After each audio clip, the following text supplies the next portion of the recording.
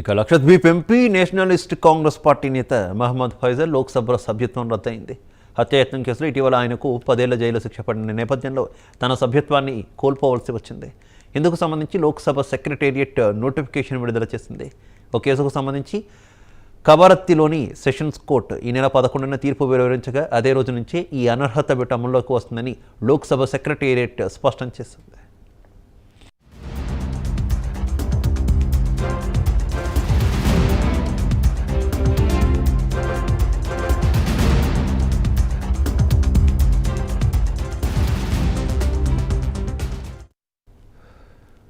కాంగ్రెస్ నేత కేంద్ర మాజీ మంత్రి పిఎం సయ్యద్ అల్లుడు పదాంత సాలిహ్పై మహమ్మద్ ఫైజల్తో పాటు మరికొందరు హత్యాయత్నానికి పాల్పడినట్టు 2009లో కేసు నమోదైంది.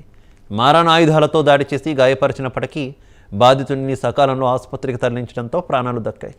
2009 లోక్సభ ఎన్నికల సమయంలో జరిగిన ఈ ఘటన రాజకీయ కక్షలతోనే జరిగిందనే అభియోగాలు నమోదయ్యాయి.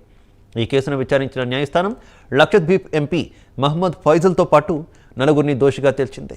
వీరికి 10 ఏళ్ల జైలు శిక్షతో పాటు ఒక్కొక్కరికి ₹1,00,000 చొప్పున జరిమానా విధిస్తూ తాజాగా తీర్పు వెలువరించింది. కాగా ఎన్సీపీ నేత మహమ్మద్ ఫైజల్ 2014 నుంచి లక్షద్వీప్ ఎంపీగా కొనసాగుతున్నారు. మరోవైపు ఈ తీర్పును సవాలు చేస్తూ ఫైజల్ కేరళ హైకోర్టును ఆశ్రయించినట్టు చెబుతున్నారు.